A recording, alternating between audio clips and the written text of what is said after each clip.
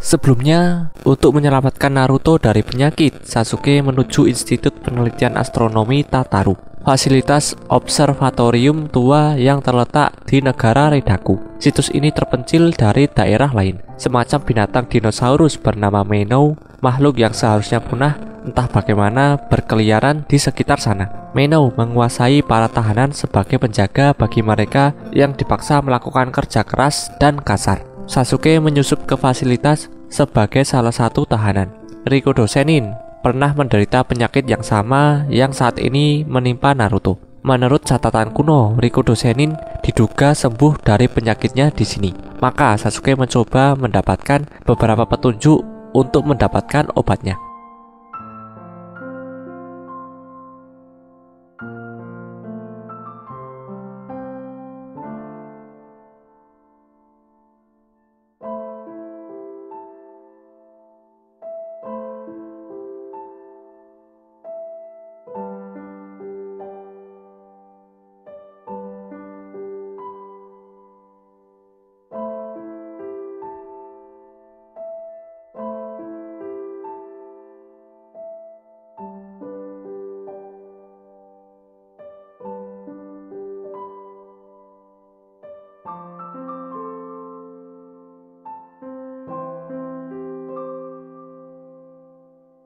Manga Sasuke Retsuden ini sebenarnya merupakan cerita spin-off sebelum manga Boruto, di mana di sini diceritakan tentang Sasuke yang mencari obat untuk kesembuhan Naruto, karena Naruto terkena efek samping akibat dia menjadi Jinchuriki 9 Biju. Cerita dimulai dengan latar Konoha setelah Naruto dilantik menjadi Hokage. Saat itu sudah ada Boruto dan juga Himawari, dan Naruto baru beberapa tahun saja menjabat sebagai Hokage ke-7. Ada momen di mana Naruto menahan Sasuke untuk pergi. Naruto berkata, "Aku bilang tunggu, kau pergi ke Redaku kan?" Tapi Sasuke ternyata tidak menghiraukan perkataan Naruto. Sasuke langsung pergi dan saat itu Naruto hanya memanggil nama Sasuke dengan meneriakinya. Lalu kita melihat ada scene di mana ada Zanzul, lalu ada 3 teman Sasuke nantinya. Dan juga ada satu makhluk sejenis Velociraptor yang menjadi hewan peliharaan Zanzul untuk mengawasi para narapidana yang ada di observatorium Tatar. Sasuke akhirnya tiba di negeri Redaku. Negeri yang terlihat seperti wilayah Timur Tengah ini merupakan daerah yang sangat terisolasi.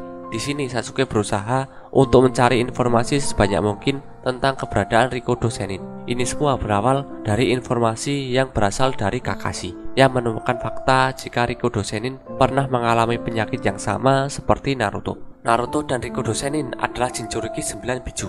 Walaupun bedanya di sini, Rikudo Sennin memiliki 9 biju dalam bentuk tubuh asli, sedangkan Naruto hanya Kurama saja dan 8 bijunya adalah bentuk cakra. Walaupun begitu, ternyata Naruto mengalami efek samping gara-gara memiliki 9 biju sekaligus dalam tubuhnya. Tubuhnya mengalami semacam autoimun, di mana tubuh menganggap jika 9 biju cakranya itu adalah berupa ancaman dan harus ditahan. Dan di situ seolah-olah tubuh Naruto menolak cakra dari 9 biju dan membuat Naruto kesakitan. Kurama sendiri pernah mengingat jika Hagoromo pernah mengalami kondisi yang sama. Lalu kemudian Kakashi pun pergi untuk mencari informasi sebanyak mungkin tentang Hagoromo. Dan didapatlah jika Hagoromo pernah pergi ke Redaku dan disembuhkan di sana. Karena itulah Sasuke pun pergi ke negeri Redaku. Di situ Sasuke pun bertemu dengan orang paling tua yang ada di negeri Redaku. Tapi sayangnya orang itu malah tidak mengenal sosok Rikudo Sennin. Orang tua itu menganggap kalau Rikudo Sennin adalah sejenis makanan. Sasuke pun melihat jika ternyata orang di sini tidak pernah mengetahui tentang keberadaan Rikudo Sennin. Padahal telah disebutkan jika Rikudo Sennin ada di negeri Redaku. Seolah-olah informasi tentang Rikudo Sennin itu menjadi suatu informasi yang diketahui segelintir orang saja di masa lalu. Ketika dia bertanya ke orang lain yang ada di samping orang tua itu berkata jika Redaku sudah terisolasi selama ratusan tahun, terputus dari dunia luar. Sulit membayangkan ada orang yang melintas perbatasan pada zaman itu. Kemudian Sasuke hanya mengatakan maaf sudah membuang waktumu dan dia pun langsung pergi. Ketika Sasuke akan pergi, seorang perempuan melihat Sasuke sedang mencari informasi tentang Rikudo Sennin dan dia pun memutuskan untuk mendekati Sasuke. Sasuke pun dibuntuti, tapi seperti halnya seorang shinobi, Sasuke yang sudah tahu jika dia dibuntuti langsung menghilang. Dan tiba-tiba Sasuke ada di belakang perempuan itu. Sasuke menanyakan kenapa kau mengikutiku. Perempuan itu hanya diam saja dan Sasuke terlihat sudah siap dengan pedangnya. Perempuan itu pun mengatakan aku hanya tadi mendengar kau menanyakan tentang Rikudo Sennin. Sasuke pun langsung kaget apakah kau tahu tentang dia. Dan perempuan itu hanya bisa bilang jika sebenarnya dia tidak tahu tentang orang itu. Tapi ibunya membuka toko barang antik dan dia pernah menyebut tentang Tapasage atau Rikudo Sennin. Perempuan ini pun memperkenalkan namanya yaitu Lila. Saat Sasuke akan memperkenalkan namanya, tiba-tiba dia melihat ada 3 orang yang mencuri barang-barang di toko. Ternyata orang itu mencuri barang milik ibu dari Lila. Saat Lila akan mencoba mengejar orang itu, Sasuke pun langsung menghadangnya dan mengatakan jika dia saja yang mengejar. Sasuke awalnya ingin menggunakan shuriken tapi terlalu ramai. Ditambah lagi di desa Redaku shinobi itu masih sangat jarang. Hanya segelintir orang saja yang menjadi shinobi. Redaku sudah lama sekali tidak berhubungan dengan dunia luar sehingga mereka tidak pernah tahu tentang keberadaan shinobi. Tentu saja di sini Sasuke berusaha untuk tidak terlihat mencurigakan sama sekali. Akhirnya ketika dia melihat di depan 3 berandalan itu ada semacam gentong, dia pun memutuskan menggunakan teknik Ame no Te Chikara dari mata Rinnegan-nya untuk bertukar tempat dengan gentong itu. Tentu saja semua kaget dan Sasuke langsung menghajar ketiga berandalan tersebut di tempat itu. Satu berandalan langsung dimasukkan Sasuke ke dalam genjutsunya menggunakan mata Sharingan, dan orang itu pun langsung mengira jika dia sudah menyandera salah satu perempuan yang ada di sana. Sasuke pun hanya mengatakan, coba lihat siapa yang sebenarnya kau sandera. Dan ternyata orang itu baru sadar jika yang dia pegang adalah semangka. Bahkan tidak hanya itu, genjutsu Sasuke membuat orang tersebut berpikir jika dirinya dihisap oleh pasir yang ada di tanah. Sasuke pun membuat dia tidak bisa bergerak sama sekali. Akhirnya 3 berandalan itu pun langsung diringkus dan dibawa oleh polisi. Polisi setempat mengatakan jika mereka itu adalah tahanan yang kabur saat akan dipindahkan beberapa hari lalu. Dan di situ terjadi percakapan di mana salah satunya mengatakan jika mereka akan benar-benar dibawa menuju Tatar. Hal itu pun yang didengar oleh Sasuke. Sasuke pun akhirnya bertemu lagi dengan Lila dan mengembalikan semua barang yang dicuri oleh para berandalan itu. Di sini ibunya pun langsung menduga jika Sasuke ini adalah seorang shinobi, dan ibunya mengatakan aku tidak pernah melihatnya secara langsung dengan mataku. Sepertinya tadi ninjutsu kan namanya. Sasuke hanya mengatakan ya seperti itulah. Ternyata ibu Lila ini tidak hanya mencari barang yang dicuri, tapi dia juga mencoba mencari sesuatu yang berharga di balik tumpukan barang antik itu. Dan ternyata adalah cincin pernikahan yang dimilikinya bersama suaminya. Setelah suaminya meninggal, baginya cincin itulah yang tersisa sebagai bentuk cintanya kepada si suami. Ibu ini memperkenalkan namanya. Namanya adalah Kyle. Kyle inilah yang menjaga toko antik dan juga yang mengetahui tentang keberadaan Rikudo Sennin di Redaku. Sebelum Sasuke menanyakan tentang keberadaan Rikudo Sennin di desa Redaku, ibunya langsung mengira-ira bahwa dia berpikir jika sebenarnya Sasuke datang untuk melamar anaknya. Dia pun berkata, apa benar kau bisa membahagiakan anakku? Tentu saja Lila merasa tersipu dan mengatakan, ibu, ini bukan tentang itu. Ibunya pun sedikit malu dan mengatakan, bukannya. Lila mengatakan, aku juga baru kenal dia. Sasuke pun langsung menegaskan jika aku sudah punya istri dan anakku sendiri. Kyle pun akhirnya fokus pada pertanyaan Sasuke. Dan disitulah Sasuke menanyakan tentang keberadaan Rikudo Sennin di negeri Redaku. Beralih ke Konoha, Naruto benar-benar dalam keadaan yang sangat kritis. Naruto merasakan sakit yang luar biasa, tapi Naruto berusaha untuk terlihat biasa saja walaupun Shikamaru sudah tahu hal itu. Naruto mengatakan jika dia hanya kehilangan keseimbangan tadi, tapi terlihat sekali Naruto dalam keadaan sangat lemah. Shikamaru pun berpikir jika kejang-kejang dalam diri Naruto mulai semakin sering. Karena itu mereka membutuhkan informasi yang secepatnya. Tapi mereka hanya bisa berpatokan pada informasi yang didapatkan oleh Kakashi dan juga Sasuke yang masih ada di negeri Redaku. Naruto pun terlihat sedikit cemas, tapi dia tidak bisa berbuat apa-apa. Sementara itu ibu Lila yaitu Kyle mengatakan, oh jadi temanmu sakit. Sasuke pun mengiyakan dan Sasuke mengatakan jika Rikudo Sennin pernah mengalami sakit yang sama, tapi dikatakan dia berhasil menemukan semacam obat saat di negeri Redaku. Detail sekecil apapun akan sangat membantu. Apa ada yang kau tahu mengenai Rikudo Sennin? Kyle hanya mengatakan begitu ya. Tunggu sebentar. Dan dia pun berusaha mencari tumpukan buku dan disinilah dia membuka satu buku. Buku itu adalah buku jadul berisi sejarah dan kebanyakan orang di sini tidak familiar dengannya.